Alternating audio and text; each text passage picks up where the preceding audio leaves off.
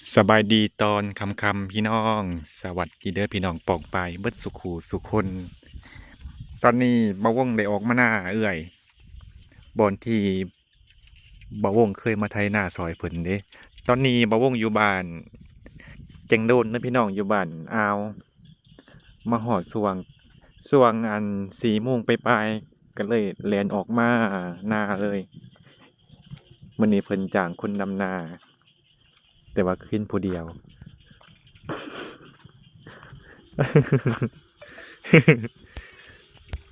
เอาว่าสิมาดำหน้าซอยว่าสิมาดำหน้าซอยบ่เร็วขำพ่อแห้ง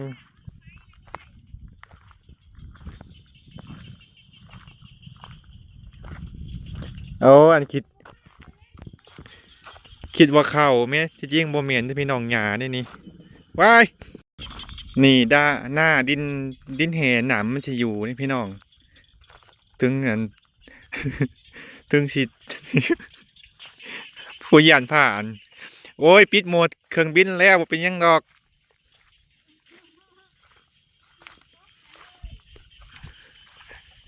พาห้องนี่นะข้อดีของหน้าหินแห่มันก็อยู่น้ำพี่น้องถึงฝนสิตกบ่แห้งมันก็อยู่ได้นี่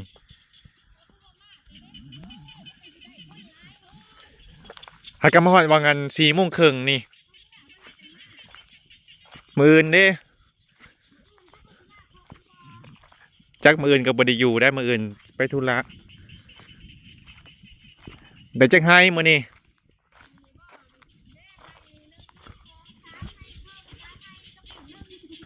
ไห้ก็ไห้บักใหญ่เนาะเออได้จักคนบ้านใดแหละเขาเจ้าไว้ดำนาตัวเองติ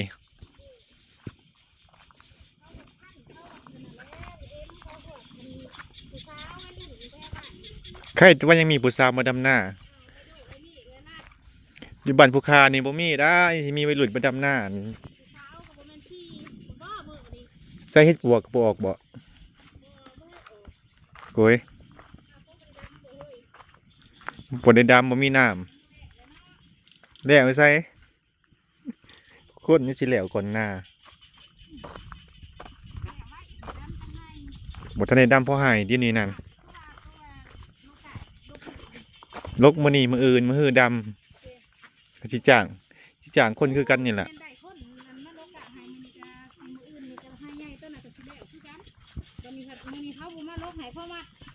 ไปใส่ลกกะคือบ่ลกกะก่อนซะ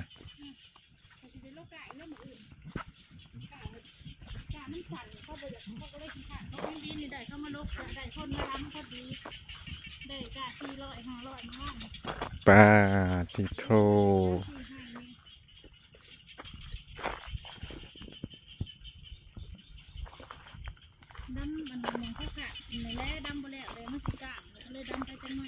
มันสิกล้ามันยังดินหินแห่มันสิแข็งให้ใส่ดำไม่ไหวซะโอ้ยฝาดก็ห้อง12 คนเลี้ยงเขายังนะเลี้ยงเขาเที่ยงเขายังก็เลยมันลาบเป็ดปิ่งเป็ดโอ้ยฝาด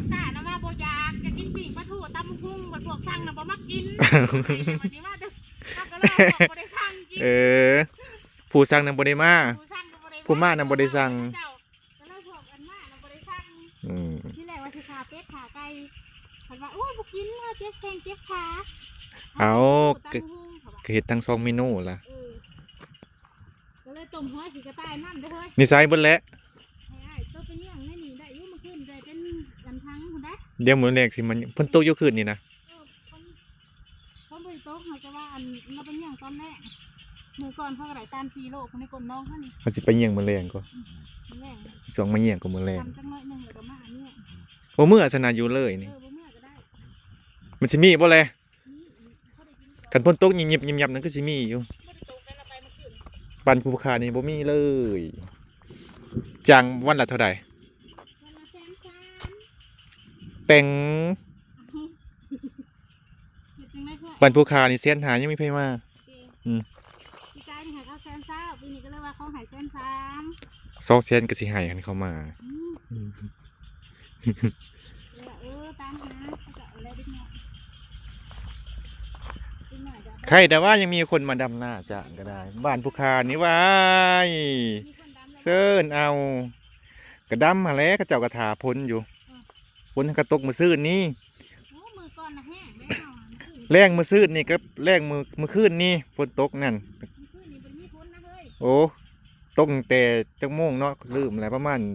12โมงนี่น่ะ พ้นบ่ได้นำเด้อเฮ้ย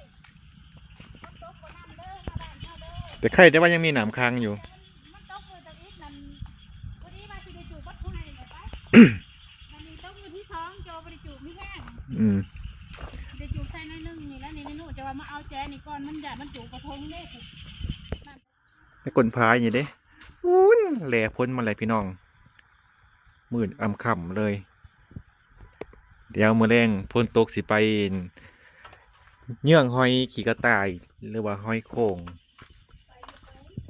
เคยไปอยู่เคยไปหาอยู่บ่เอามื้อนี้กะครบ2 เดือนพี่น้องที่เฮ็ด YouTube มามื้อนี้ก็วันที่1 เดือน 7ครบรอบ2 เดือนพอดีเฮ็ด YouTube ก็ได้ประสบการณ์แล้วก็ได้อีหยังหลายๆอย่างพี่น้องได้สำคัญก็คือความอดทนอดกลั้น บางที่มันอาจจะมีคอมเมนต์ที่บ่ถูกใจเฮาครับต้องอดกลั้นไว้พี่น้องก็บ่เป็นหยังนี่คือฝึกความอดทนของเฮามันก็มีข้อดีแล้วก็ข้อเสียแต่ที่สำคัญสุดๆของการเฮ็ด YouTube ก็คือต้องมีความอดทนพี่น้องถึงสิพ้ออิหยังก็อย่าเฮาบ่ได้ใส่ใจคันตัวใดบ่ถูกเฮาก็ปรับปรุงแก้ไขพี่น้องถ้าตัวใดมันถูกเฮาก็ต้องรักษาหรือว่าสิว่าจังใดรักษามันต่อไปนั่นล่ะพี่น้องก็ครบ2 เดือนพอดีที่บ่าวงเฮ็ด YouTube ถามว่าได้เงินบ่มันก็บ่ทัน100%พี่น้องเพราะว่าเงินบ่ทันได้เข้าบัญชีแสดงว่าบ่ทันได้เด้คันเฮ็ด YouTube แล้วเงินเข้าบัญชีอันนั้นเอิ้นว่าได้เงินจาก YouTube อันนี้ยังบ่ทันเด้อพี่น้องเดี๋ยวต้องรอต่อไปเพราะว่าภาษีก็บ่ทันได้กรอกบัญชีธนาคารก็บ่ทันได้กรอกข้อมูลส่วนตัวก็บ่ทันได้กรอกใส่เดี๋ยวก็สิเข้าไปกรอกขึ้นไปกรอกนำอัน JC มื้ออื่นพี่น้องให้เพิ่นเฮ็ดให้เพราะว่าเฮ็ดผู้เดียวมันก็สิว่าจั่งใดมันก็ได้อยู่บ่ก็ได้อยู่หักมันต้องหลายคนเฮ็ดหลายคนช่วยกันพี่น้องสิไปงมเฮ็ดผู้เดียวมันก็บ่ได้หลายคนหลายความคิดเห็นช่วยกันนี่ล่ะ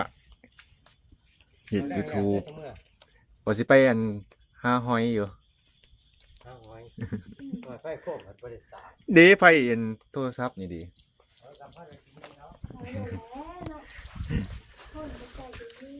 แล้วสิมาแจ้งข่าวเรื่องเกาหลีพี่น้องรายสื่อสัมภาษณ์ก็ออกมาเป็นทีเรียบร้อยแล้วสรุปก็เป็นไปตามคาดพี่น้องก็บ่มีสื่อบ่วงโอ้ยเสียใจเอ้ยให้ก่อน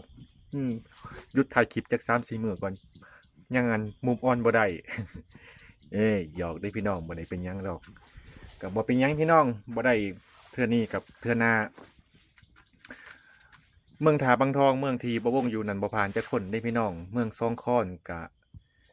คิดเอาพี่น้องคน100กว่าคนไปสัมภาษณ์ผ่านแต่14 คน มันก็ต้องเสี่ยงแหน่จักหน่อยส่วนหลายมีแต่เมืองซองคอนแล้วก็เมืองไกรซอนพรหมวิหาร3 คนบ่ที่บ่วงเห็นบ่เป็นหยังพี่น้องบ่ผ่านมันบริษัทนี้กับบริษัทใหม่แต่ว่าต้องท่าให้แล้วเข้าแล้วน้ำก่อนซะจังสิไปสมัครใหม่พี่น้องตอนนี้ขอโฟกัสอยู่ที่การเฮ็ดนาโฟกัสอยู่กับครอบครัวโฟกัสอยู่ Family บ่เป็นหยังบ่เป็นหยังเสียใจอยู่นิดนึงนี่ล่ะกับบ่ได้ตั้งความหวังหลายดอกพี่น้องเพราะเฮาก็ฮู้อยู่เพราะว่าเขาเจ้าก็เลือกเอาคนที่เป็นตาคนที่แข็งแรงคนที่หน่วยการดีเพิ่นมาลองจ้องจ้อยอยากคือคนขาดสารอาหารนี่ มันก็มีหลายบริษัทพี่น้อง3-4บริษัทพะนะบ่ได้บริษัทนี้ก็ไปบริษัทใหม่แต่ว่าบ่วงก็คือว่าหั่นล่ะพู้นแหละถ้าแล้วเข้าแล้วน้ำพู้นแหละพี่น้องจังสิลองสมัครไปใหม่สรุปแล้วผลการสัมภาษณ์แม่นบ่ได้มีชื่อมาวงเด้อเมืองท่าปังทองบ่มีจักคนเลยมีแต่เมืองสองคอนกับเมืองไกรสอนพรหมวิหาร จากคนที่ไปสัมภาษณ์นั้น100กว่าคนพี่น้องผ่านอยู่14คนเออเดี๋ยวมื้อแลงสิไปหาไต่หอยไปหาเหยี่ยงหอยก่อนเดี๋ยวถ้าฝนตกมานี่แฮงสิได้เพิ่นว่าแม่นบ่น้อยแม่นอยู่เอาบ่ปากนี่เฮ็ดก็บ่ออกเนาะฝนหาก็ตก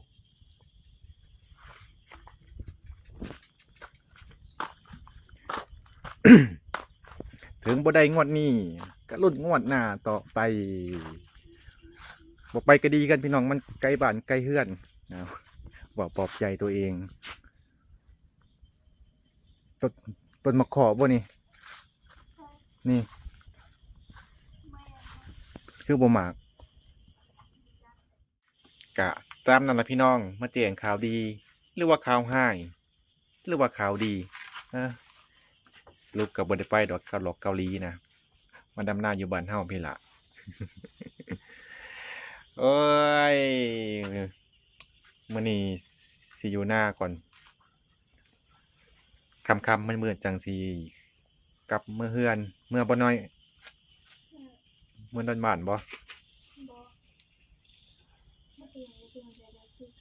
เอา โอเคพี่น้องก็สิประมาณนั้นล่ะก็บ่มีหยังหลายมื้อนี้มาแจ้งข่าวเรื่องไปเกาหลี เพราะว่าหลายคนก็ยังอยากรู้ว่าเป็นจังไดแหน่ก็ ก็ตามนั้นล่ะจ้าก็คือบ่ได้ไปจ้า โอเคพี่น้องมาฮอดนี้บ่าวงก็สิได้จบคลิปไว้เพียงเท่านี้เดี๋ยวพอกันใหม่ EP หน้าพี่น้องสบายดี